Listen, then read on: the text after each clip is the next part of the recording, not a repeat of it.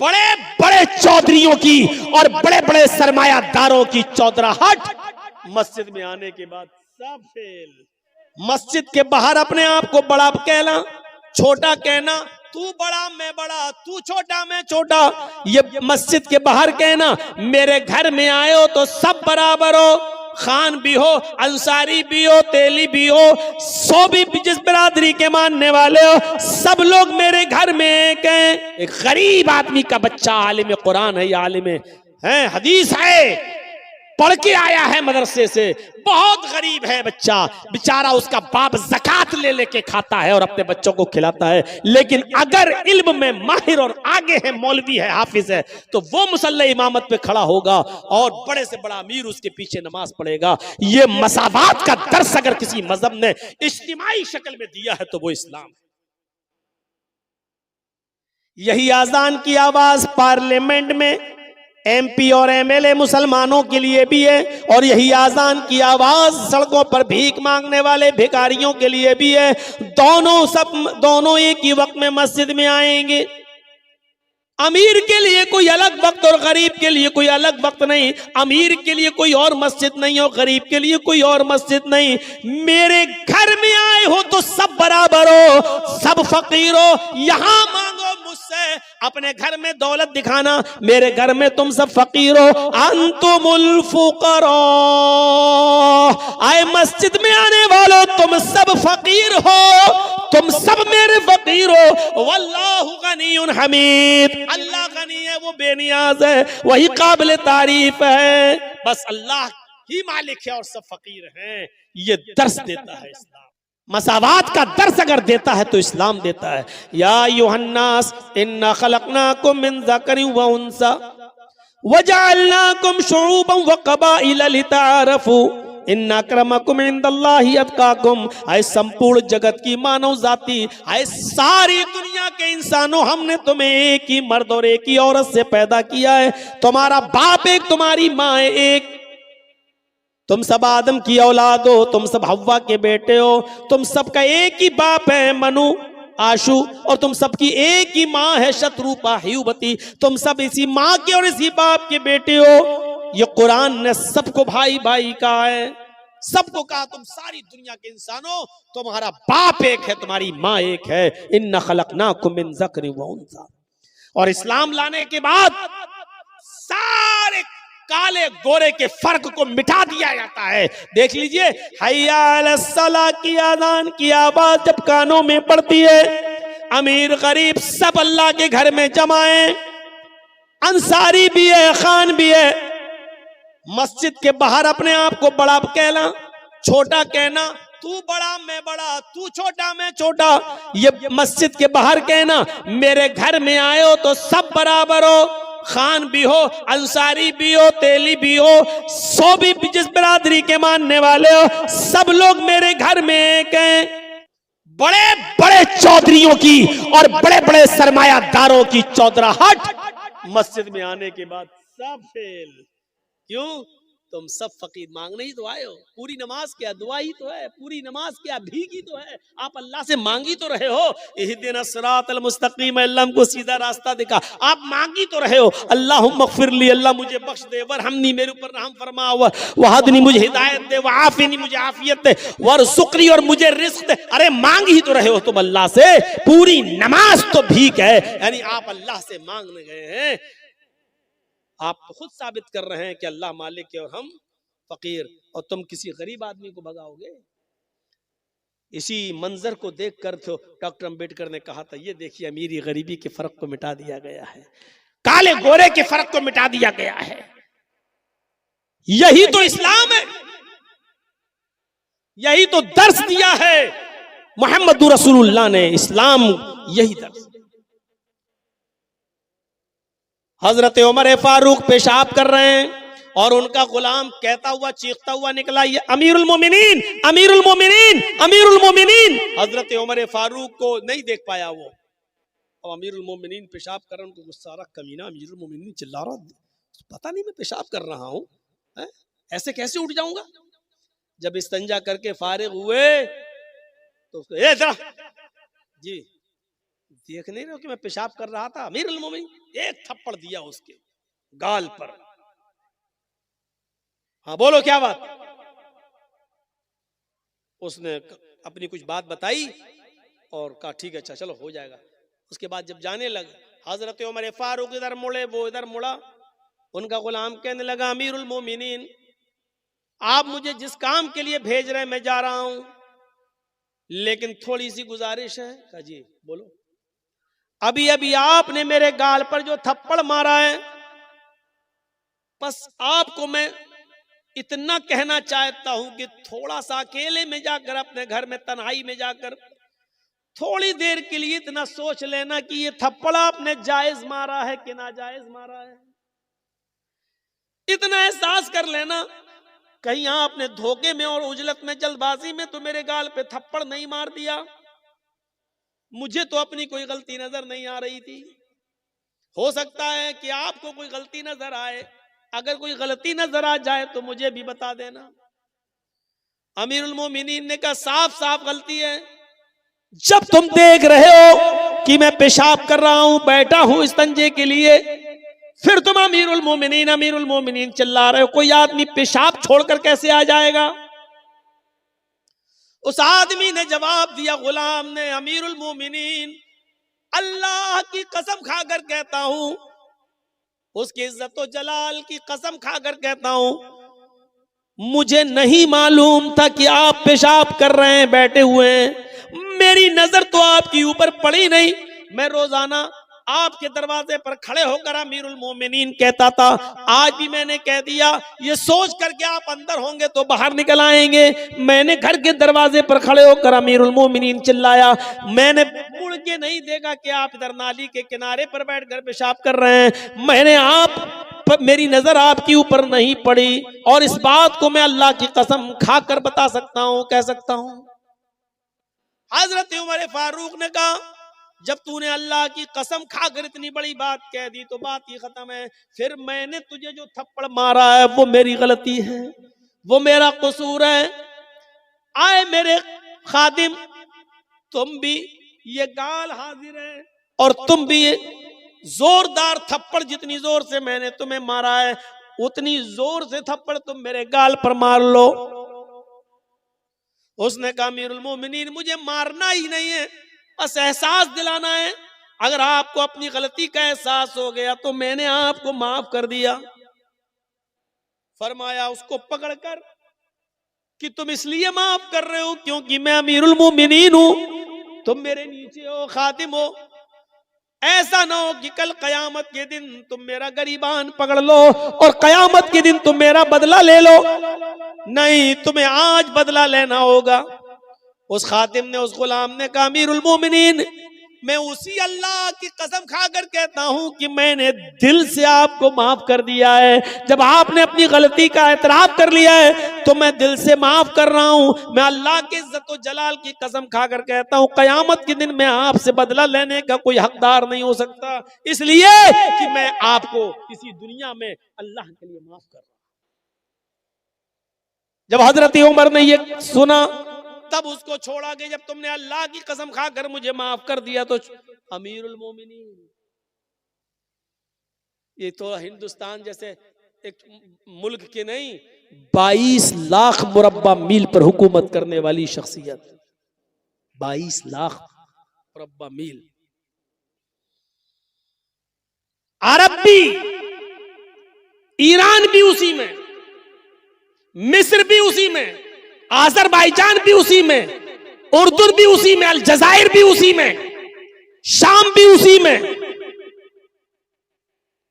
गौर कीजिए, इतनी सारे के सारे जो आज अलग अलग मुल्क बन गए हैं, इतनी बड़ी बस्ती के अकेले 22 लाख मुरब्बा मील पर हुकूमत करने वाली शख्सियत, और अपने आप को बदले के लिए पेश कर रही है, मुझे भी मारो। क्यों? क्योंकि इस्लाम लाने के बाद अमीर और गरीब का कोई फर्क नहीं।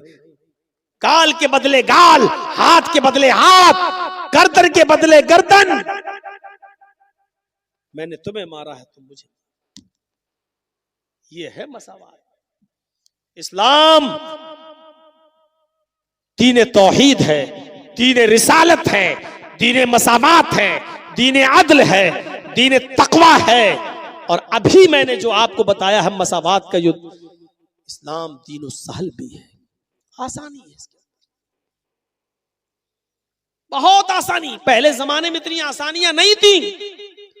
5 वक्त की नमाज फर्ज है, इतनी जबरदस्त फर्जियत है नमाज की कि किसी भी हाल में और किसी भी कंडीशन में माफ नहीं है। खड़े होकर पढ़ने की ताकत नहीं है तो बैठ के पढ़ो लेकिन पढ़ो, बैठ के पढ़ने की ताकत नहीं है तो लेट के पढ़ो लेकिन पढ़ो, यही आसानी है। यह नहीं कहा कि मर रहे हो लेकिन खड़े होकर पढ़ो, यह नहीं कहा जान जा रही हो फिर भी खड़े होकर पढ़ो। माफ तो किसी कंडीशन में नहीं है, लेकिन आसानी इतनी दे रखी है कि खड़े होकर पढ़ने की ताकत नहीं तो बैठ के पढ़ो, बैठ के नहीं तो लेट के पढ़ो, इशारे से पढ़ो। होंठ हिलाकर पढ़ सकते हो तो होंठ ही हिलाकर पढ़ो। वुजू करने से तबीयत और खराब हो रही है तो तयम्मुम करके पढ़ो लेकिन पढ़ो।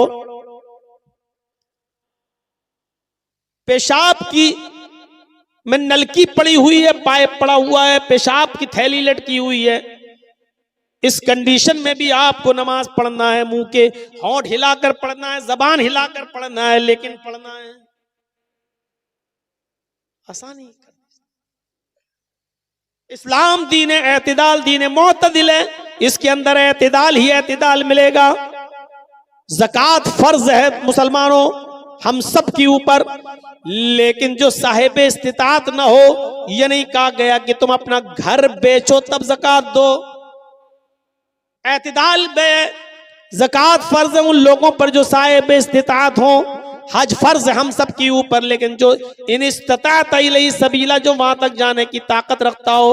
हज फर्ज है मुसलमान पर, लेकिन ये नहीं कहा गया कि अपनी दुकान बेचकर जाओ लेकिन जाओ, ये नहीं कहा गया अपना मकान बेचकर जाओ लेकिन जाओ। आसानी है इस्लाम। पानी नहीं मिल रहा है तो तयम्मुम करके नमाज पढ़ लो। एतदाल है और सहूलत है इस्लाम के अंदर। मेरे भाइयों, इससे ज्यादा सहूलत और क्या होगी कि एक शख्स आया अल्लाह के रसूल के पास और कहने लगा हलक तो या रसूल अल्लाह, बुखारी के अल्फाज, अल्लाह के रसूल मैं तो हलाक हो गया, बर्बाद हो गया। आपने कहा क्यों, क्या हुआ? कहा अल्लाह के रसूल रोजे की हालत में बीवी से हम बिस्तरी कर ली। आपने कहा अच्छा, गलती तो हुई है तुमसे, लेकिन इस्लाम के अंदर रास्ता है, और वो रास्ता ये है कि इस एक रोजे को तो तुम्हें पूरा करना ही पड़ेगा बाद में। अब एक गुलाम आजाद करो। कहा अल्लाह के रसूल पूरी जिंदगी हमें गुलामी करते हुए हो गई दूसरे की, हम कहां के गुलाम आजाद कर पाएंगे। अल्लाह के नबी ने फरमाया तो दूसरा ऑप्शन भी है, अगर गुलाम आजाद करने की ताकत नहीं है तो 60 रोजे रखो मुसलसल पे दर पे, कंटिन्यू, शहरैनी मुताताबिऐन, कंटिन्यू रखना है, रेगुलर पर पे दर पे, एक भी छूटना नहीं चाहिए बीच में। 60 रोजे मुसलसल बिला किसी उज़्र और बिला किसी बीमारी के, एक भी रोजा आपने अगर छोड़ दिया तो अब तक जितने रखे वो सब बेकार। मसलन अगर आपने 50 रोजे रखे, अब सोचा कि थोड़ा 2-4 दिन आराम कर लें, 10 ही तो रह गए हैं, और जहां आपने बिला किसी उज़्र के, बिला किसी बीमारी के एक रोजा भी छोड़ दिया, वो 50 बेकार। फिर से रखो, 1 से 7। कहता कितने? का 60। कहा अल्लाह के रसूल एक रोजे का तो ये हाल है, बीवी से मिल बैठा, 60 रोजे कहां से रख लूंगा, मेरे पास 60 रोजे रखने की भी ताकत नहीं। आपने कहा फिर एक और तीसरा रास्ता है, बस आखिरी, लास्ट वे, आखिरी रास्ता। कहा क्या है, बताइए बताइए। आपने फरमाया 60 मिस्कीनों को खाना खिलाओ। सोचने लगा। आपने कहा क्या सोच रहे हो? कहा कि अल्लाह के रसूल इसके अलावा कोई? कहा नहीं, सिर्फ 60 मिस्कीनों को, अब ये आखिरी रास्ता है। कहा अल्लाह के रसूल आपको शायद मेरी कंडीशन मालूम नहीं है। आपने कहा क्या हुआ? कहा मेरा अपना यह हाल है कि अगर सुबह खाने को मिल जाए तो शाम को भूखा सोता हूं, और शाम को मुझे और मेरी फैमिली को अगर खाने को मिल जाए तो सुबह से लेकर शाम तक भूखा रहता हूं। हमें दोनों टाइम खाना नहीं मिल पा रहा है, मैं 60 मिस्कीनों को खाना कहां से खिला सकता हूं? नहीं है। 3 ही ऑप्शन होते हैं और तीनों उसके पास नहीं है। तो अल्लाह के रसूल ने कहा चलो रुको, मैं तुम्हारे लिए इंतजाम करवाता हूं, कुछ तो करना पड़ेगा तुम्हें, ऐसे थोड़ी बीवी हलाल हो जाएगी तुम्हारे लिए। नमाज का वक्त होता है, नमाज के बाद आपने ऐलान किया सहाबा से, ये तुम्हारा भाई है, रोजे की हालत में बीवी से हम बिस्तरी कर बैठा है, गुलाम आजाद करने की ताकत नहीं, रोजे रखने की ताकत नहीं, मिस्कीनों को खाना खिलाने की ताकत नहीं, इसके लिए चंदा करो, जो किसी के पास हो लेकर आओ, इसकी मदद करो, ये अपने इलाके के गरीबों मिस्कीनों में तकसीम कर देगा, इसका कफारा अदा हो जाएगा, इसकी पेनाल्टी अदा हो जाएगी। अच्छा, अब लोग अपने घर से लाए, कोई 2 खजूर, कोई 5 खजूर, कोई 10 खजूर, कोई कुछ, एक टोकरा भर गया, इतनी बड़ी थैली, अल्लाह के रसूल ने अपने हाथ से उठाकर उसको दिया, लो ये तुम्हारे भाइयों ने तुम्हारे लिए चंदा किया है, पकड़ो इसको। कहा मैं क्या करूं इसका अल्लाह के रसूल? ताज्जुब देखिए, कहा अल्लाह के नबी ने जाओ अपने कबीले में, अपने खानदान में जाओ और इसको अपने इलाके के गरीबों में, अपने कबीले के गरीबों में तकसीम कर दो, तुम्हारा कफारा अदा हो जाएगा और तुम्हारी बीवी हलाल हो जाएगी तुम्हारे लिए, जाओ। कहने लगा अल्लाह के नबी सल्लल्लाहु अलैहि वसल्लम मैं अपने कबीले में किसको दूं? आपने कहा बताया तो, अपने इलाके के गरीबों में, मिस्कीनों में बांट दो। कहने लगा अल्लाह की कसम, पूरे गांव में, पूरे कबीले में, पूरे खानदान में मुझसे ज्यादा गरीब कोई है ही नहीं। ये सुना तो अल्लाह के नबी के चेहरे पर मुस्कुराहट आ गई, आपके दांत दिखाई देने लगे, आपकी बाँछें खिल उठी और हंसते हुए कहा तो तू ही ले जा, जा खुद खा ले और अपने बच्चों को खिला दे, तेरा कफारा अदा हो जाएगा, जा। इससे ज्यादा आसानी कौन से मजहब पे और किस मजहब में मिलेगी? आपको ताज्जुब होना चाहिए। एक मौका तो ऐसा आया कि जब मक्के से मदीना की तरफ अल्लाह के नबी जनाब मुहम्मदुर रसूलुल्लाह तशरीफ ले जा रहे हैं और मदीने में जब एंट्री करते हैं तो मदीने की औरतें अपने छतों के ऊपर चढ़कर देख रही हैं कि देखे मुहम्मदुर रसूलुल्लाह सल्लल्लाहु अलैहि वसल्लम की सवारी किसके मकान पर रुकती है। वो मुहम्मदुर रसूलुल्लाह का दीदार करना चाहती थी। मदीने की औरतें मदीने की अपने घरों की छतों पे चढ़ गईं और मदीने की छोटी छोटी बच्चियां 6-6 साल की, 5-5 साल की अपने हाथों में ढोल लेकर दफ बजा रही हैं, दफ बजाती जा रही हैं। मदीने की छोटी छोटी बच्चियां और गीत गाती जा रही हैं। आज मदीने का हर एक शख्स खुश है कि आज मुहम्मदुर रसूलुल्लाह हमारे यहाँ तशरीफ ला रहे हैं। जब नबी अकरम की सवारी मदीने में एंट्री करती है, मदीने की औरतें छतों पे चढ़ के ये मंजर देख रही हैं कि देखें आज मोहम्मदुर रसूलुल्लाह की सवारी किसके यहाँ रुकेगी। और छोटी छोटी बच्चियां गीत गा रही हैं और उन गीत में अल्फाज उनके ये जबान से अदा हो रहे हैं, तलाल बदरु अलैना मिन सनय्यातिल वदाई, तलाल बदरु अलैना मिन सनय्यातिल वदाई वजब शुक्र अलैना मा दआ लिल्लाहि दाई। ये अल्फाज उनकी जबानों से अदा हो रहे हैं, उनकी जबान से ये जुमले निकल रहे हैं, तलाल बदरु अलैना मिन सनय्यातिल वदाई। अल्लाह का शुक्र है आज 14वीं रात का चांद फारान की चोटियों से चमका है। आज मक्के से तुलू हुआ है और मदीने में तशरीफ लाया है। आज फारान की चोटियों से 14वीं रात का चांद चमका है, नमूदार हुआ है। वजब शुक्र अलैना मा दआ लिल्लाहि दाई। इस पर हम अल्लाह का जितना भी शुक्र अदा करें वो कम है, इस पर हम अल्लाह की जितनी भी तारीफ करें कम है। नबी अकरम की शान में वो छोटी छोटी 5-5, 6-6 साल की बच्चियां ये गीत गा रही हैं। अल्लाह के नबी ने जब उनकी जबान से निकलने वाले इस गीत को सुना तो आप मुस्कुरा दिए। जब आप मुस्कुराए और मदीने की छोटी छोटी बच्चियों ने जब मुहम्मदुर रसूलुल्लाह को देखा तो उनकी जबान से ये जुमला भी निकल गया। एक लड़की छोटी सी बच्ची ने ये जुमला अपनी जबान से अदा कर दिया, वफीना नबियुन यअलमु मा फी गद। आए मदीने वालों, आज हमारे दरमियान एक ऐसे नबी तशरीफ लाए हैं, आज हमारे दरमियान एक ऐसे पैगंबर आ गए हैं जो कल की बात भी जानते हैं, जो कल का इल्म भी रखते हैं, कल क्या होने वाला उनको मालूम है। अल्लाह के नबी जनाब मोहम्मद रसूलुल्लाह ने जब ये जुमला उस छोटी सी बच्ची के मुंह से सुना तो आप अपनी सवारी से उतर गए और उस छोटी सी बच्ची के पास आए और आपने फरमाया दई हाज़िहिल कलिमात, बेटी इस जुमले को छोड़ दो, बेटा इस जुमले को पढ़ना छोड़ दो, इनको ये जुमला मत पढ़ो, वही पढ़ो जो तुम पहले पढ़ रही थी। तलअल बद्रु अलैना मिन सनयातिल वदाई वजब शुक्र अलैना मा दआ लिल्लाहि दाई, वही पढ़ो, ये ना कहो वफीना नबिय्युन यअलमु मा फी गद, ये मत कहो कि हमारे पास एक ऐसे रसूल आए हैं जो कल की बात जानते हैं। बेटी अल्लाह की कसम मुझे नहीं मालूम कि कल मेरे साथ क्या होगा, तुम्हारे साथ क्या होगा, मुझे कल का इल्म नहीं है। अल्लाह के रसूल ने शिर्क को इतना भी गवारा नहीं किया। आप नहीं चाहते थे कि अल्लाह के इल्म में हमको भी शरीक किया जाए। मेरे भाइयों, उस छोटी सी बच्ची को भी, छोटी छोटी बच्चियों के कपड़ों पे कौन नजर डालता है, छोटी छोटी बच्चियों की हरकतों पे कौन नजर डालता है? लोग कहते बच्ची है, छोटी है, चलो कोई बात नहीं। मेरे भाइयों, अल्लाह के रसूल भी चाहते तो ऊँटनी से आगे बढ़ सकते थे, अरे बच्ची है कह दिया, लेकिन नहीं, आप ऊँटनी से उतरे क्योंकि आप जानते थे कि अगर आज मैंने इसको टोका नहीं और इसके अकल में और दिमाग में अगर ये बात बैठ गई तो फिर बुढ़ापे तक नहीं निकलेगी। क्योंकि बच्चों को जो शुरू में पढ़ाया और बताया जाता है मेरे भाइयों, वो बुढ़ापे तक उनकी अकल में पैवस्त रहता है। जब बड़े होने के बाद उनको कहा जाए कि ये काम छोड़ो तो क्या कहते हैं वो लोग, अरे ऐसे कैसे छोड़ दें, हम अपने बाप दादा के जमाने से करते चले आ रहे हैं, बाप दादा को हमने ऐसे ही करते हुए देखा है। बड़ा मुश्किल हो जाता है किसी चीज को छुड़वाना। अल्लाह के रसूल ने उसी वक्त उन बच्चियों से कहा दई हाज़िहिल कलिमात, इन कलिमात को छोड़ो, वही पढ़ो जो पहले पढ़ रही थी। अल्लाह की कसम मुझे नहीं मालूम कि कल मेरे और तुम्हारे साथ क्या मामला किया जाए। ये इस्लाम की खुसूसियत है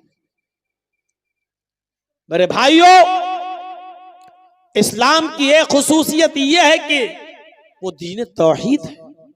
तौहीद हर मजहब में मिलेगी, यहूदियत में तौहीद, ईसाइयत में तौहीद, हिंदू भाइयों में तौहीद, लेकिन साथ में शिर्क भी है। जो ईसाइयत ये कहती हो देयर इज नो गॉड, अल्लाह के अलावा कोई माबूद नहीं है, और उसी ईसाइयत में ये लिखा हुआ हो कि ईसा और मरियम और अल्लाह ये तीनों एक और एक तीन, 1/3 3/1, एक 3 में डिवाइड, 3 1 में, यानी अल्लाह ही ईसा है, अल्लाह ही मरियम है, ईसा ही अल्लाह है, ईसा ही मरियम है, मरियम ही अल्लाह है, मरियम ही ईसा है। यह अकीदा हो जिसका,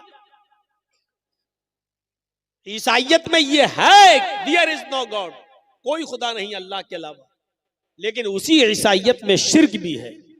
और शिर्क क्या है? वो अल्लाह ही को ईसा और अल्लाह ही को मरियम भी मानते हैं, वो ईसा ही को अल्लाह और ईसा ही को मरियम मानते हैं, वो मरियम ही को अल्लाह और मरियम ही को ईसा भी मानते हैं। एक को 3 और 3 को 1, ईसाइयों का एक बहुत बड़ा तबका इस अकीदे का हामिल है।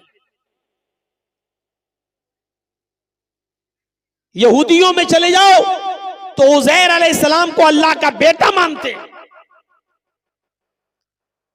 ईसाइयों का एक दूसरा तबका ईसा को अल्लाह का बेटा कहता, सन ऑफ गॉड, और बाकायदा बाइबल में लिखा है I will pray the father, मैं अपने बाप से ये दुआ करूंगा। ईसा अलैहिस्सलाम ये कह रहे हैं कि मैं अपने पिता से, अपने बाप से ये दुआ करूंगा, यानी अल्लाह से। ईसा अलैहिस्सलाम अल्लाह को अपना बाप मान रहे हैं। ईसाइयों का एक बहुत बड़ा गिरोह ईसा को सन ऑफ गॉड कहता, अल्लाह का बेटा कहता है। हमारे हिंदू भाइयों में भी 33 करोड़ देवी देवता हैं, जहां ये लिखा हो एकम ब्रह्मा द्वितीय नास्ते, एक ही ब्रह्मा है दूसरा नहीं, एक ही ब्रह्मांड का रचयिता और रचनाकार, मास्टर ऑफ वर्ल्ड, एक क्रिएटर ऑफ यूनिवर्स एक ही है दूसरा नहीं। जहां इतनी बड़ी तौहीद हो वहां ये भी लिखा है कि 33 करोड़ देवी देवता हैं तुम्हारे। यचित्तियो यो पिम्बिम्बा नस्तस्मा देवी शोरीरिशा, यजुर्वेद के इस मंत्र को देखिए, जहां ये लिखा हो उसी से मांगो, वही सब कुछ देने वाला है। यचित्तियो यो बिम्बिम्बा, उसी से मांगो वही सब कुछ देने वाला है। नस्तस्मा देवी शोरीरिशा, उसके अलावा कोई भी देवी देवता तुम्हें कुछ नहीं दे सकता। जहां इतनी बड़ी तौहीद हो वेदों के अंदर, वहां यह भी हो कि तुम्हारे 33 करोड़ देवी देवता हैं, रोजाना एक देवी को या एक देवता को आप खुश कर सकते हो, और 33 करोड़ को करना जरूरी है। सबको खुश करो। और यह भी कहा एक दिन में एक ही होगा, दो नहीं हो सकते। और एक भी अगर ना खुश रहा, अप्रसन्न रहा, तो जिंदगी भर की तपस्या भंग, जिंदगी भर की इबादत बेकार। अब आप बताइए 33 करोड़ देवी देवताओं को खुश करने के लिए कितना समय चाहिए, कितने दिन चाहिए? 33 करोड़। एक दिन में एक खुश होगा, एक दिन में दो नहीं हो सकते, तो 33 करोड़ दिन चाहिए 33 करोड़ देवी देवताओं को खुश करने के लिए। इंसान के पास इतना समय कहां है कि वो 33 करोड़ दिन तक जिंदा रह सके और 33 करोड़ देवी देवताओं को खुश कर सके। कुरान करीम तौहीद से भरा हुआ, तौहीद की दावत देते हुए कहता कुल हुवल्लाहु अहद, आए नबी कह दो कि अल्लाह एक है, अल्लाहुस समद, वो बेनियाज है, लम यलिद वलम यूलद, इसी पर पूरी तौहीद टिकी हुई है। लम यलिद वलम यूलद, उसने किसी को नहीं जना और न वो जना गया है, यानी उसको भी किसी ने नहीं जना, न उसने किसी को पैदा किया, न उसको किसी ने पैदा किया। लम यलिद वलम यूलद, न वो किसी का बेटा है न उसका कोई बेटा है। लम यलिद, न उसने किसी को जना, यानी न वो किसी का बाप है। वलम यूलद, न वो जना गया, यानी न वो किसी का बेटा है, न उसका बाप है, न उसका बेटा है, न उसकी बीवी है। ये तौहीद है खालिस। ये है उदऊनी अस्तजिब लकुम, मुझसे मांगो मैं तुम्हें दूंगा। ला तदऊ मिन दूनिल्लाहि मा ला यनफउका वला यजुर्रुक फइन फअलत फइन्नका इज़म मिनज़ ज़ालिमीन। अल्लाह को छोड़कर तुम किसी ऐसी हस्ती को मत पुकारो, अल्लाह को छोड़कर तुम किसी ऐसी हस्ती की इबादत न करो, किसी को अपनी हाजत रवाई और मुश्किल कुशाई के लिए मत पुकारो। मा ला यनफउका वला यजुर्रुक, जो तुम्हें न नफा पहुंचा सकती है न नुकसान पहुंचा सकती है। मा ला यनफउका वला यजुर्रुक, जो तुम्हें न नफा दे सकती है न नुकसान पहुंचा सकती है। माला यनफउका वला यजुर्रुक, जो तुम्हें न नफा दे सकता है न नुकसान पहुंचा सकता है। फ़इन फ़अलता फ़इन्नका इज़म मिनज़ ज़ालिमीन, अगर तू ऐसा करेगा तो जालिमों में लिखा जाएगा। फ़इन फ़अलता फ़इन्नका इज़म मिनज़ ज़ालिमीन, अगर तू अल्लाह को छोड़कर किसी और से मदद तलब करेगा, मांगेगा, पुकारेगा, तो तू जालिम कहलाएगा। यही तौहीद है। इस्लाम की खुसूसियत यह है कि ये दीने तौहीद है। दूसरी खुसूसियत यह है कि रिसालत का सही तसव्वुर इस्लाम ने पेश किया है। दुनिया में जितने भी मज़ाहिब हैं, किसी भी मजहब के मजहबी इंसान मजहब को उठाकर देख लो, वो किसको मानते, जिसको भी मानते हैं उन्होंने उसको इंसान ही नहीं रहने दिया। कोई एक मजहब उठा दो, कोई एक धर्म, गौतम बुद्ध के मानने वालों ने, आप चले जाइए नेपाल लुम्बिनी में, मैं गया हूं, गौतम बुद्ध का मंदिर, मुझे जब मेरा प्रोग्राम था लोग मुझे घुमाने के लिए ले गए, मुझे दिखाया गौतम बुद्ध में के मूर्ति के नीचे लिखा हुआ है बुद्ध भगवान। वो गौतम जो अपने सच्चाई की तलाश में निकले, अपनी बीवी को छोड़ा, अपने बेटे राहुल को छोड़ा और सच्चाई की तलाश में जंगलों में निकल गए, लकड़ियां चबा चबा कर जंगल में घूमते रहे और अपनी परवरिश करते रहे और सच्चाई की तलाश में रहे। जो एक इंसान थे, लेकिन उनके मानने वालों ने इंसानियत के दर्जे से उनको निकाल कर भगवान का दर्जा दे दिया। और आज गौतम बुद्ध के मंदिर पर आप देखेंगे लिखा होगा बुद्ध भगवान। बहुत दूर मत जाइए, दिल्ली चले जाइए, सिखों के गुरुद्वारे में चले जाइए,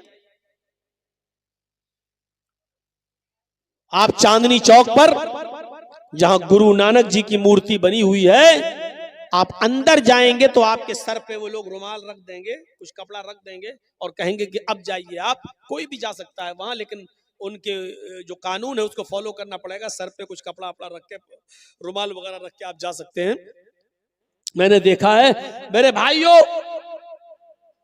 आज भी गुरु नानक की मूर्ति पर लिखा है नानक भगवान। वो गुरु नानक, जब आप गुरु ग्रंथ पढ़ेंगे तो गुरु नानक का एक वाकया गुरु ग्रंथ में आपको मिलेगा, एक मुसलमान के ताल्लुक से, कि बहुत कंजूस और बखील एक मुसलमान था। चमड़ी चली जाए दमड़ी न जाए, 1 रुपया नहीं देगा उसके बदले में, चाहे उसकी चमड़ी उधेड़ ली जाए। लगता है ऐसा शख्स खाने में अगर मक्खी भी गिर जाए तो निकाल के फेंकता नहीं होगा, पहले चूसता होगा फिर फेंकता होगा। इतना कंजूस बखील मुसलमान। जब नानक जी को पता चला, ये गुरु ग्रंथ में लिखा है उनकी किताब में, जब उनको पता चला है तो गुरु नानक उसके पास एक सुई लेकर गए। वो सुई जो कपड़ा सिलते हैं जिससे हम लोग, एक छोटी सी सुई उसके पास लेकर गए और गुरु नानक ने उस मुसलमान आदमी से कहा कि मेरे भाई, मैं ये छोटी सी सुई लेकर आया हूं। उसने बड़ी इज्जत की उस गुरु नानक की और कहा ये बैठिए। उसने नाश्ता पानी चाय जो भी उस दौर में चलता था उसने खिलाया पिलाया, और इस गुरु नानक ने चलते वक्त उस मुसलमान को सुई दी और सुई देकर कहा ये आज रख लीजिए, मैं आपके पास अमानत के तौर पे रख रहा हूं, ये सुई आज रख लेना अपने पास संभाल कर, और मैं जा रहा हूं। तुम्हारे धर्म में तुम्हारा अकीदा ये कि एक दिन इंसान मरेगा, फिर दोबारा उसको उठाया जाएगा, कयामत के दिन उसका हिसाब किताब होगा। मुसलमान ने कहा जी हाँ। फरमाया बस ये सुई को तुम अभी रख लो, अपने बेटों को भी नसीहत कर दो कि जब तुम मरो तो ये सुई भी तुम्हारे साथ तुम्हारी कब्र तक पहुंचा दें। कल कयामत के दिन जब उठो और जब अल्लाह तुम्हारा हिसाब किताब ले तो ये सुई मुझे कल कयामत के दिन दे देना। वो मुसलमान कहने लगा आपका दिमाग तो नहीं खराब है, भला ये सुई लेकर कोई ऊपर जाएगा है? तो गुरु नानक ने यही बात उसकी पकड़ ली। गुरु ग्रंथ में लिखा है कि गुरु नानक ने उस मुसलमान से कहा कि जब एक छोटी सी और मामूली सी सुई तुम ऊपर नहीं ले जा सकते तो इतनी बड़ी दौलत, इतना बड़ा कारोबार, इतनी बड़ी फैक्ट्री, इतने बड़े मकानात और जमीन और जायदाद के तुम मालिक हो, फिर भी तुम्हारे दरवाजे के पास मोहताज और फकीर मायूस होकर मजबूर होकर लौट जाता है, तुम उसको एक दिरहम नहीं, एक दीनार नहीं, 1 रुपया तक नहीं देते हो, तुम एक फूटी कौड़ी नहीं देते हो, उसको भगा देते हो, तो क्या ये सारी की सारी चीजें अपनी छाती पर रख कर ले जाओगे?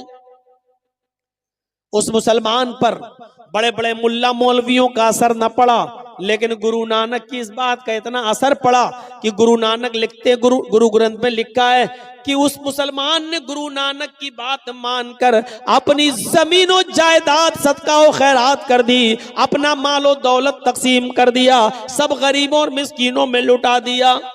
गुरु नानक ये मिसाल मुसलमान की देकर अपने सिख भाइयों को बताना चाहते थे कि देखो एक मुसलमान हमारी बात इतनी मानता है, तुम सिख बिरादरी के होकर हमारी बात नहीं मानते हो। मैं बताना ये चाहता हूं कि सिखों ने भी उस महान पुरुष को, उस गुरु नानक को भगवान का दर्जा दे दिया, इंसान नहीं रहने दिया। गौतम बुद्ध को बुद्ध भगवान, गुरु नानक को नानक भगवान। जैनियों में चले जाओ तो उन्होंने महावीर जी को भी महावीर भगवान का दर्जा दे दिया।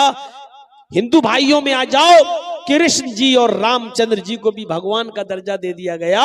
ईसाइयों में चले जाओ, ईसा अलैहिस्सलाम को सन ऑफ गॉड, अल्लाह का बेटा कह दिया गया। मुझे बताओ दुनिया में ऐसा कौन सा मजहब बाकी है जहां उन्होंने अपने यहां आने वाले महान पुरुष को पुरुष और इंसान ही रहने दिया हो, सिवाय इस्लाम के। इस्लाम वो मजहब है जो अपने दरमियान आए हुए पैगंबर जनाबे मोहम्मद रसूलुल्लाह को इंसान मानता है, भगवान खुदा का दर्जा नहीं देता है, बल्कि अल्लाह ताला अपने नबी की जबान से ऐलान भी करवा रहा है कि आए नबी कह दो कहीं ऐसा ना हो कि आपके इंतकाल के बाद दुनिया वाले आपको भी पूजने लगे, आपकी भी इबादत करने लगे, आपको भी भगवान का या खुदा का दर्जा दे दें। इसलिए अपनी जबान से कह दो। अल्लाह के नबी ने इस दुनिया में अपनी जबान से ऐलान किया, कुल इन्नमा अना बशरुम मिस्लुकुम, कुल इन्नमा अना बशरुम मिस्लुकुम। आए नबी कह दो कि मैं तुम्हारी तरह का एक बशर हूँ। आए नबी कह दो कि मैं तुम्हारी तरह का एक इंसान हूँ। आए नबी कह दो कि मैं तुम्हारी तरह एक बशर हूँ, तुम्हारी तरह मिस्लुकुम। उठने में, बैठने में, लेटने में, सोने में, जागने में, खाने में, पीने में, चलने में, फिरने में, शादी ब्याह में, बीमारी में, सेहत में, मैं तुम्हारी तरह का एक इंसान हूं। तुम्हारे दो हाथ मेरे भी दो हाथ, तुम्हारे दो पैर मेरे भी दो पैर, तुम्हारा एक सर मेरा भी एक सर। तुम्हें बीमारी होती है मैं भी बीमार होता हूं, तुम्हारे बीवी बच्चे हैं मेरे भी बीवी बच्चे हैं, तुम खाते हो पीते हो मैं भी खाता हूं और पीता हूं। और यही तो वजह थी कि अरब के लोग मोहम्मदुर रसूलुल्लाह को रसूल नहीं मानते थे। वो कहते थे ये कैसा आदमी है, अपने आप को रसूल कह रहा है। क्या एक हमारी तरह उठने बैठने चलने फिरने वाला इंसान भी रसूल हो सकता है? और वो कहते थे मा लिहाज़र रसूल याकुलु ताम व यमशी फिल अस्वाक, ये कैसा रसूल है जो हमारी तरह खाता पीता भी और बाजारों में चलता फिरता भी है। यानी उनकी नजर में ये बड़ी अजीब चीज थी। वो कहते थे कि कोई इंसान भी रसूल हो सकता है, चलने फिरने वाला भी। अरब के लोग इंसान मानते थे लेकिन रसूल नहीं। हमारे यहाँ पर एक मुसलमानों का बहुत बड़ा तबका मोहम्मद रसूलुल्लाह को रसूल मानता है लेकिन इंसान नहीं। गौर कीजिए, वो रसूल नहीं मानते थे लेकिन इंसान मानते थे। कहते थे माले हाजर रसूल याकुलु ताम व यमशी फिल अस्वाक, ऐसा इंसान भी रसूल हो सकता है जो खाता पीता हो और चलता फिरता हो बाजारों में, हमारी तरह खाता पीता है, हमारी तरह बाजारों में चलता घूमता है और कह रहा रसूल है। कैसे हम मान लें? और हम रसूल मानते हैं और कहते हैं कि वाह साहब हम जैसे नहीं। इसमें कोई शक नहीं कि अल्लाह के नबी उठने में, बैठने में, लेटने में, सोने में, जागने में, खाने में, पीने में हमारी तरह के एक इंसान थे। और ऐसे इंसान थे कि अल्लाह के नबी सल्लल्लाहु अलैहि वसल्लम के पास एक शख्स आता है, एक सहाबी बदवी अराबी देहाती आता है और आने के बाद कुछ बात कहना चाहता अपने इलाके की। अल्लाह के नबी सल्लल्लाहु अलैहि वसल्लम ने कहा हाँ बोलो क्या बात। वो आया और कुछ कहना चाह रहा है, अल्लाह के रसूल, और कांपने लगा, थर्राने लगा। अल्लाह के नबी ने कहा बोलो क्या बात है, क्यों डर रहे हो, बोलो। कहा कि वो मैं अपने इलाके के लिए, फिर कांपने लगा। अल्लाह के रसूल अपनी जगह से उठे और उस देहाती के पास, उस अराबी के पास गए और जाने के बाद उसके दोनों कांधों को पकड़ा, ऐसे दोनों कांधों को पकड़ा और कहा ला तखफ, डरो नहीं, क्यों डर रहे हो। और आगे जो जुमले कहे वो देखिए, इन्नी लस्तु बी मलिक, मैं बादशाह नहीं हूं। क्यों डर रहे हो, मैं बादशाह नहीं हूं। मेरे सामने तुम कुछ बात कहना चाहते हो कहो। इन्नी लस्तु बी मलिक, मैं बादशाह नहीं हूं। अब उसने सोचा हाँ ये तो सही कह रहे हैं, मैं बादशाह नहीं हूं। और उसका डर उसके दिल से निकालने के लिए आपने कहा अनबनु इमरातिन ताकुलुल कदीद, बोलो जो बोलना हो, मैं बादशाह नहीं हूं, डरो मत। मैं भी एक ऐसी औरत का बेटा हूं, मुझे भी ऐसी माँ ने पैदा किया है, मैं भी एक ऐसी औरत के पेट से बाहर आया हूं जो गोश्त के सूखे टुकड़े खाती थी। अनबनु इमरातिन ताकुलुल कदीद, मैं भी ऐसी माँ का बेटा हूं जो गोश्त के सूखे टुकड़े खाती थी। कदीद अरब के अंदर क्या करते थे, ऊंट का गोश्त, जैसे ऊंट को नहर किया, 2 किलो 4 किलो 5 किलो का बड़ा टुकड़ा उसका काटा और उसको साल्ट लगाकर, नमक वगैरह लगाकर उसको धूप में खुश्क कर लिया जाता था, धूप में उसको सुखा लिया जाता था और फिर जरूरत जब पड़ती थी तो उसी में से थोड़ा थोड़ा काट कर जरूरत के वक्त पका लिया करते थे और खा लिया करते थे, और बाकी टुकड़ा रखा रहता था। फिर कभी जरूरत पड़ी एक हफ्ते बाद फिर थोड़ा सा काटा, फिर पकाया और खाया। इस गोश्त को कदीद कहते हैं अरबी जबान में। तो अल्लाह के नबी ने क्या फरमाया, आना बनो इमरातिन ताकुलुल कदीद, क्यों डरते हो मुझसे, मैं भी ऐसी मां का बेटा हूं जो गोश्त के सूखे टुकड़े खाती थी, यानी ताजा गोश्त भी जिसको खाने को नहीं मिलता था। कभी 4-5 किलो का टुकड़ा साल्ट नमक वगैरह लगा के धूप में सुखा लिया और जरूरत पड़ी तो उसी में से काट के पका लिया। ये गोश्त का टुकड़ा 2-2, 3-3, 4-4, 5-5 महीने चला करता था। गोश्त के सूखे टुकड़े खाने वाली औरत का बेटा हूं मैं। उसके बाद उस देहाती का डर निकला नबी अकरम सल्लल्लाहु अलैहि वसल्लम के ताल्लुक से, और फिर उसने अपनी बात अल्लाह के रसूल के सामने रखी।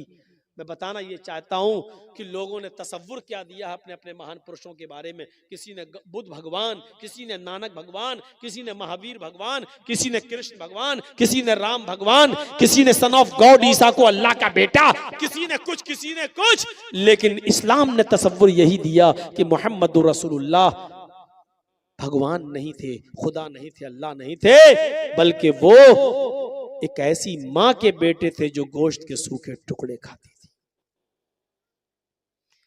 यहां से हम अंदाजा लगाएं कि खुसूसियत क्या है इस्लाम की। इतनी सादगी कोई पेश करेगा? अल्लाह के नबी सल्लल्लाहु अलैहि वसल्लम ने भी कभी अपनी जबान से ऐसे जुमले अदा नहीं किए, न करवाए, बल्कि आपको लोगों को यह सिखाने में अच्छा लगता था कि ला इलाहा इल्लल्लाह मुहम्मदुर रसूलुल्लाह, मुहम्मदुर रसूलुल्लाह के अलावा आप ये कहलवाया करते थे कि ये कहो अशहदु अन्ना मुहम्मदन अब्दुहु व रसूलुहु। इसमें अब्दियत का इकरार भी है और रिसालत का इकरार भी है। इस बात का इकरार करो और गवाही दो कि अल्लाह के अलावा कोई माबूद नहीं, और इस बात की भी गवाही दो कि मोहम्मद अब्दुहु अल्लाह के बंदे हैं और उसके रसूल हैं। इस बात का इकरार करो कि पहले बंदे हैं और बाद में रसूल हैं। तो मेरे भाइयों, ये इस्लाम ने तालीम दी है और शिक्षा दी है।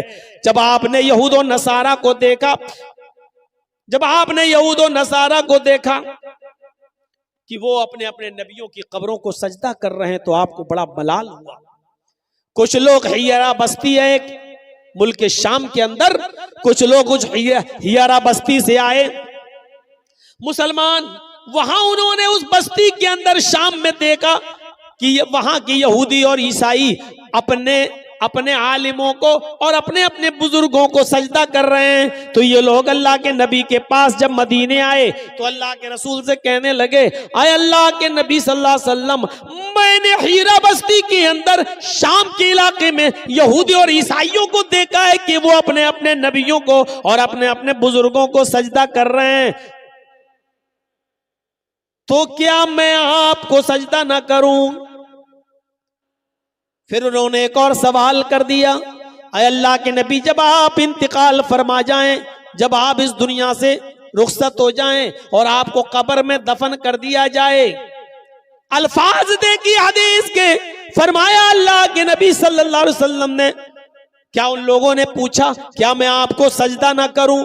जब यहूद और नसारा अपने अपने बुजुर्गों को, उलमा को सजदा कर रहे हैं, तो आप तो ज्यादा हकदार हैं, मैं आपको सजदा ना करूं? तो अल्लाह के नबी ने क्या कहा उनसे, लौ मररता बिक़ब्री अन अतसजुदु लहू,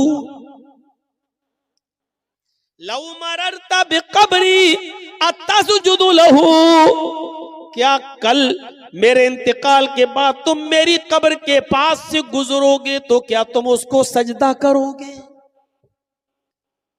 वो क्या कह रहे हैं, अय अल्लाह के रसूल, मैंने देखा है कि लोग अपने अपने उलमा को सजदा कर रहे हैं, यहूद और नसारा अपने अपने बुजुर्गों को सजदा कर रहे हैं, तो क्या मैं आपको सजदा ना करूं? वो जिंदगी में इजाजत मांग रहे हैं साहबा, क्या मैं आपको सजदा ना करूं? और आप जिंदगी में तो छोड़ो, आप उनसे सवाल कर रहे हैं, लौ मररता बिक़ब्री अतस्जुदु लहू, क्या तुम मेरी कब्र के पास से गुजरोगे तो सजदा करोगे? कोई मुआफिकत देख रहे हैं सवाल और जवाब में। वो इजाजत मांग रहे हैं साहबा कि मैं क्या आपको सजदा ना करूं, यानी आप भी तो जिंदा, क्या मैं आपको सजदा ना करूं? तो अल्लाह के रसूल सल्लल्लाहु अलैहि वसल्लम कह रहे हैं क्या तुम मेरी कब्र के पास से गुजरोगे तो सजदा करोगे? यानी आपको फिक्र अपनी जिंदगी की नहीं है, आपको फिक्र है अपने इंतकाल के बाद कहीं ये लोग मेरी कब्र को सजदा ना करने लगे। जिंदगी में तो मैं इनको रोक लूंगा, अभी मैं बाहयात हूं, मैं इनको मना कर दूंगा, मैं इनको रोक लूंगा, अभी तो मेरे पास ताकत है रोकने की, अभी मैं मना कर दूंगा नहीं मुझे सजदा बिल्कुल मत करो। तो जिंदगी में तो मैं रोकने की ताकत रखता हूं, तो आपको फिक्र हुई कहीं मेरे इंतकाल के बाद ये सजदा ना करने लगे मेरी कब्र पर। तो आपने क्या कहा, लहू मररता बिक़ब्री अतस्जुदु लहू, कल तुम मेरी कब्र के पास से गुजरोगे तो सजदा करोगे? उन्होंने कहा ला, नहीं अल्लाह के रसूल, नहीं, कब्र के पास से गुजरूंगा तो सजदा नहीं करूंगा। आपने कहा फला तफअलू, ऐसा करना भी नहीं। उन्होंने कहा मैं नहीं करूंगा, आपने कहा ऐसा करना भी नहीं। उसके बाद अल्लाह के नबी ने फरमाया लानतुल्लाहि अलल यहूदी वन नसारा इत्तखज़ू कुबूर अंबियाइहिम मसाजिद, अल्लाह की लानत हो यहूदियों पर और नसरानियों पर जिन्होंने अपने अपने अंबिया की, अपने अपने पैगंबरों की कब्रों को सजदागाह बना लिया, जिन्होंने अपने अपने रसूलों की और अपने अपने नबियों की कब्रों पर सजदा करने की जगह बना लिया। साहिब अर्रहीक़ुल मख्तूम मौलाना सफ़ीउर रहमान साहब मुबारकपुरी रहमतुल्लाह अलैह की किताब पढ़िए माया नाज तसनीफ अर्रहीक़ुल मख्तूम।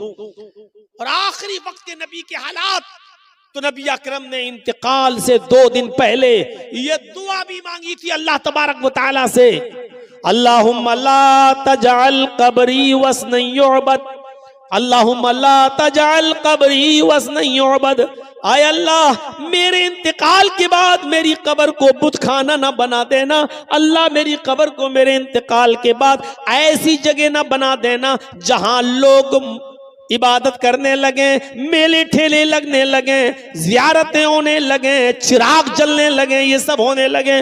आपने मना किया और आपने फरमाया, दुआ भी की अल्लाह, पहले तो ये कहा अल्लाह की लानत हो यहूद और नसारा पर जिन्होंने अपने अपने नबियों की कब्रों को सजदागाह बना लिया, और बाद में ये दुआ भी कर ली कि अल्लाह मेरी कब्र को सजदागाह मत बना देना, मेरी कब्र को चूमने चाटने की जगह ना बना देना। मेरे भाइयों, यहां से आप सीखिए कि आपने अपने बारे में क्या कहा, ये सिर्फ इस्लाम की खुसूसियत है, सिर्फ इस्लाम की, वरना हिंदू धर्म, हिंदू भाइयों में देवी देवता नहीं। एक बेटा अपने शराबी और जुआरी बाप के भी पैर छूता है और उसको भी रुकू करता और सजदा करता है। एक पत्नी अपने जुआरी और कबाबी पति के भी पैर छूती है। इस्लाम के तसव्वुर को समझने की कोशिश करो तो इस्लाम तौहीद, दीन तौहीद भी है, दीन रिसालत भी है, रिसालत का सही तसव्वुर पेश करता है।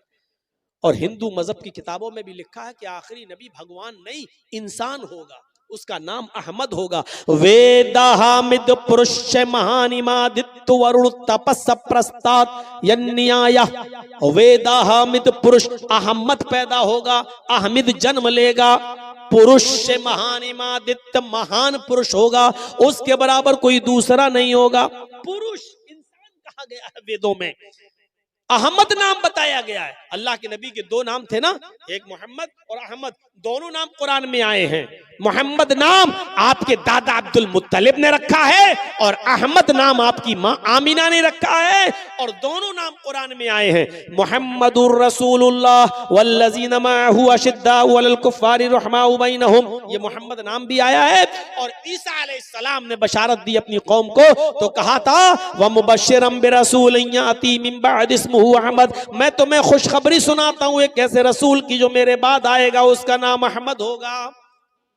मोहम्मद और अहमद दोनों नाम आए, और वेदों में क्या कहा गया, वो भगवान नहीं होगा, अहमद उसका नाम होगा, पुरुष इंसान होगा, महान इमादित्य, इतना बड़ा महान पुरुष होगा कि उसके बराबर कोई दूसरा नहीं होगा। वरुण तपसा, ईश्वर का अल्लाह का बहुत ज्यादा नाम लेने वाला होगा, अल्लाह का नाम बहुत ज्यादा लेगा।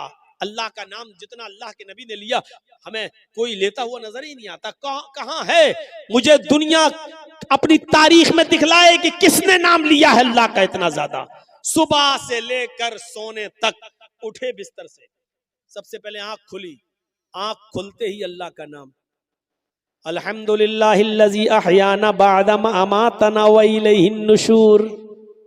अल्हम्दुलिल्लाहिल्लज़ी अहयाना, अल्लाह का नाम। अब नमाज पढ़ने के लिए उठ रहे हैं, चाहे तहज्जुद हो या फजर की नमाज हो, तो वुजू बनाने के लिए जैसे ही बैठे बिस्मिल्लाह, अल्लाह का नाम। वुजू बनाकर फारिग हुए, अशहदु अल्ला इलाहा इल्लल्लाह, अल्लाह का नाम। मस्जिद में कदम रखने जा रहे हैं नमाज फजर के लिए, जैसी मस्जिद में कदम रखते हैं अल्लाहुम्मा फ़्तह ली अबवाबा, अल्लाह का नाम। अल्लाहुम्मा फ़्तह ली अबवाब रहमतिक, अल्लाह का नाम। मस्जिद में दाखिल होते हैं, नमाज शुरू करते हैं, अल्लाहु अकबर, अल्लाह का नाम। जब तक खड़े हैं अल्लाह की हम्दो सना और तारीफ। अल्लाहुम्मा बाइद बैनी व बैना खताया या सुब्हानक अल्लाहुम्मा व बिहम्दिका व तबारक अस्मुका, अल्हम्दुलिल्लाहि रब्बिल आलमीन अर्रहमानिर रहीम मालिक यौमिद्दीन, अल्लाह की हम्दो सना। अब रुकू में जा रहे हैं तो अल्लाहु अकबर, अल्लाह का नाम। जब तक रुकू में अल्लाह का नाम, सुब्हानक अल्लाहुम्मा रब्बना व बिहम्दिका अल्लाहुम्मा इग़फिरली, अल्लाह का नाम।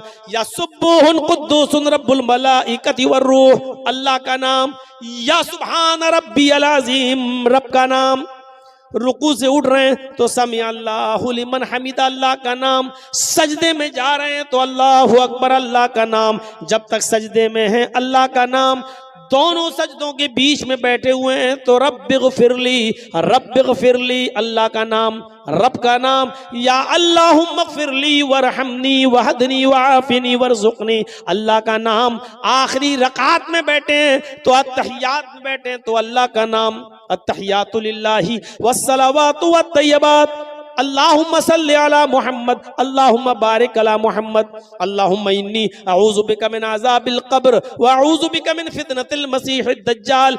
या अल्लाहुम्मा इन्नी ज़लमतु नफ़्सी ज़ुल्मन कसीरन व ला यग़फ़िरुज़ ज़ुनूबा इल्ला अंत। अल्लाह के नबी ये दुआ पढ़ा करते थे, अल्लाहुम्मा इन्नी अऊज़ु बिका मिन अज़ाबिल क़ब्र। और अबू बकर सिद्दीक ये दुआ पढ़ा करते थे, अल्लाहुम्मा इन्नी ज़लमतु नफ़्सी ज़ुल्मन कसीरा। दोनों बुखारी के अंदर आई हैं। अल्लाह के नबी सल्लल्लाहु अलैहि वसल्लम से जब अबू बकर सिद्दीक ने पूछा और कहा कि अल्लाह के नबी मुझे कोई ऐसी दुआ बताइए जिस दुआ को पढ़कर मैं अपने गुनाहों की माफ़ी अल्लाह ताला से मांगता रहूं, तो अल्लाह के नबी ने उनको ये दुआ सिखलाई, आए अबू बकर तुम ये दुआ पढ़ते रहा करो, अल्लाहुम्मा इन्नी ज़लमतु नफ़्सी ज़ुल्मन कसीरा वला यग़फ़िरुज़्ज़ुनूबा इल्ला अंत फ़ग़फ़िरली मग़फ़िरतम मिन इंदिका वरहमनी इन्नका अंतल गफ़ूरुर रहीम। ये दुआ सिखलाई थी अल्लाह के नबी सल्लल्लाहु अलैहि वसल्लम ने। और खुद अल्लाह के नबी का मामूल ये था कि आप ये दुआ पढ़ा करते थे, अल्लाहुम्मा इन्नी अऊज़ु बिका मिन अज़ाबिल क़ब्र व अऊज़ु बिका मिन फितनतिल मसीहिद दज्जाल। मेरे भाइयों, अल्लाह का नाम यहाँ पर भी ले रहे हैं। नमाज शुरू की थी तो अल्लाह के नाम के साथ, अल्लाहु अकबर। अब जब नमाज कंप्लीट करके खत्म करने का वक्त आया तो अल्लाह ही के नाम पर खत्म कर रहे हैं, अस्सलामु अलैकुम व रहमतुल्लाह, अल्लाह का नाम। नमाज से फारिग, अब जब तक मस्जिद में बैठे हैं अल्लाह का नाम, अल्लाहु अकबर, अस्तगफिरुल्लाह, अस्तगफिरुल्लाह, अस्तगफिरुल्लाह, अल्लाहुम्मा अंतस्सलाम व मिनकस्सलाम, अल्लाहु ला इलाहा इल्ला अंता सुब्हानका इन्नी कुन्तु मिनज़ ज़ालिमीन, या ला इलाहा इल्लल्लाह वहदहु ला शरीका लहु लहुल मुल्कु व लहुल हम्द व हुवा अला कुल्लि शैइन क़दीर, अल्लाहु ला इलाहा इल्ला हुवल हय्युल क़य्यूम ला तख़ुज़ुहु सिनतुन व ला नौम, क़ुल अऊज़ु बिरब्बिल फ़लक़, क़ुल अऊज़ु बिरब्बिन नास, क़ुल हुवल्लाहु अहद, सुब्हानल्लाह, अल्हम्दुलिल्लाह, अल्लाहु अकबर। जब तक मस्जिद में बैठे हैं अल्लाह का नाम। अब मस्जिद से निकल रहे हैं तब भी अल्लाह का नाम, अल्लाहुम्मा इन्नी अस्अलुका मिन फ़ज़लिक। घर में दाखिल हो रहे हैं तो अस्सलामु अलैकुम व रहमतुल्लाह। घर से बाहर निकल रहे हैं, बिस्मिल्लाहि तवक्कलतु अलल्लाह रब्बी व रब्बुकल्लाह। किसी आदमी से मुलाकात हो गई, अस्सलामु अलैकुम व रहमतुल्लाह। मुसाफा कर रहे हैं तो यग़फ़िरुल्लाहु लना व लकुम। छींक आई तो अल्हम्दुलिल्लाह, सामने वाला छींक दिया और उसकी मुंह से निकल गया अल्हम्दुलिल्लाह, तो उसको जवाब दे रहे हैं यरहमुकल्लाह। कपड़ा पहन रहे हैं तो अल्लाह का नाम, कपड़ा उतार रहे हैं तो अल्लाह का नाम, घर में दाखिल हो रहे हैं तो अल्लाह का नाम, घर से निकल रहे हैं तो अल्लाह का नाम, किसी ऊंची जगह पर चढ़ रहे हैं तो अल्लाहु अकबर, किसी ऊंचाई से नीचे, पहाड़ी से नीचे उतर रहे हैं तो सुभान अल्लाह। एक मिनट ऐसा बता दो कि जिस मिनट में मोहम्मद रसूलुल्लाह की जबान अल्लाह का नाम न ले रही हो। खाना खा रहे हैं तो बिस्मिल्लाह, खाना खा के फारिग हुए तो अल्हम्दुलिल्लाह। अगर अपनी बीवी से अपने जायज मुतालबात पूरे कर रहे हैं तो उधर भी अल्लाह का नाम, अल्लाहुम्मा जन्निब शैतान व जन्निब शैतानी मा रज़क़ना। गौर करो मेरे भाई, यहां तक कि लेटरीन और पेशाब और पायखाने में जा रहे हैं तो उधर भी अल्लाहुम्मा इन्नी अऊज़ु बिका मिनल खुब्सी वल खबाइस। पूरा दिन आपका गुजर गया अल्लाह का नाम लेते लेते, अब बिस्तर पे सोने की बारी आई, उठे थे तो अल्लाह का नाम लेकर, अब सो रहे हैं तब भी अल्लाहुम्मा बिइस्मिका अमूतु व अहया वरुण तपसा। अल्लाह का बहुत नाम लेगा, अल्लाह का इतना नाम लिया है तो सिर्फ जनाब मोहम्मद रसूलुल्लाह सल्लल्लाहु अलैहि वसल्लम ने। तो इस्लाम की खुसूसियत क्या है कि ये दीन तौहीद भी है, दीन रिसालत भी है, दीन मसावात, बराबरी का सबसे बड़ा अलंबरदार, मसावात का सबसे बड़ा अलंबरदार। आज भी सेकुलर की बातें होती हैं, लेकिन आज भी किसी मंदिर के अंदर किसी हरिजन की एंट्री आज भी नहीं होती। आज भी कोई ऊंची कौम का आदमी किसी नीची कौम जात की बरादरी के आदमी के साथ एक थाली में नहीं खा सकता है। आज भी ब्राह्मण और हरिजन दोनों एक साथ मिलकर किसी मंदिर में पूजा नहीं कर सकते। डॉक्टर अंबेडकर ने यही सब चीजें तो देखी थी, तो उन्होंने छोड़ दिया था हिंदू धर्म और कहा था कि मैं इस्लाम कबूल कर रहा हूं। लेकिन महात्मा गांधी ने कह दिया, कौन सा इस्लाम? हनफी, शाफी, मालिकी, हम्बली, शिया, सुन्नी, बरेलवी, कादियानी, चकलालवी, रिजवी, अहले हदीस। ये क्या, उन्होंने इतने नाम गिना दिए। उन्होंने कहा ओफो, कुरान पढ़ा तो समझ में आ गया, मैं इस्लाम लाने के लिए तैयार। अब इतने मसलक तुमने बता दिए, अब इनमें से कौन अच्छा है? सबको पढ़ना पड़ेगा हमें।